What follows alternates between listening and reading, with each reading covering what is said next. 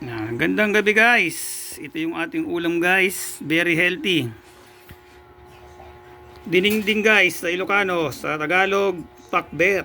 Ayan, pakbet. Meron tayong talong. Sana all! Sana all! Ayan guys, yung talong. Ampalayeng. Bitter daw, bitter.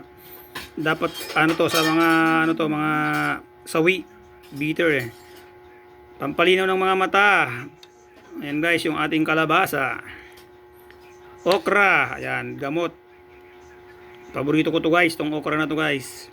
At ang hindi nagpapahuli sa lahat, ang ating tofu. Ayan, tofu. So hindi nakakaalam yung tofu, tokwa. Inano ko lang guys, ay, hindi pa ko lang yung pangalan pero tokwa siya. Ayan guys, so yung ating tofu. May kanin, ayan, marami-raming kanin to.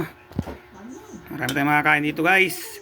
Salamat guys sa inyong mga suporta dyan guys. Sana wag po kayo magsasawa. Ito yung ating ulam na simpleng pang mahirap.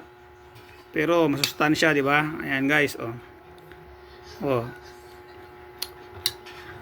Oh, di ba? So guys, kain tayo guys. Ayan guys, yung ating kanin. Oh. Maraming salamat sa inyo guys ha. Ito yung aming lamesa guys, tingnan niyo oh. Oh, tingnan niyo naman yung lamesa namin. Oh, di ba? Mayaman. Char lang guys, mahirap. Laking pabiling lamesa. Lamesa namin nandoon yung maliit.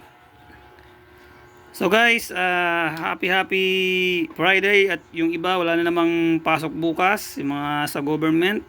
I'm sure wala na silang pasok bukas. Mga private lang yung I'm sure na merong pasok. Ito yung aming tofu guys, at manipis lang yung pagkakahiwa. Sinawsaw ko na sa toyo, hinalo ko na dito para ayan, magmukhang yummy. Diba guys?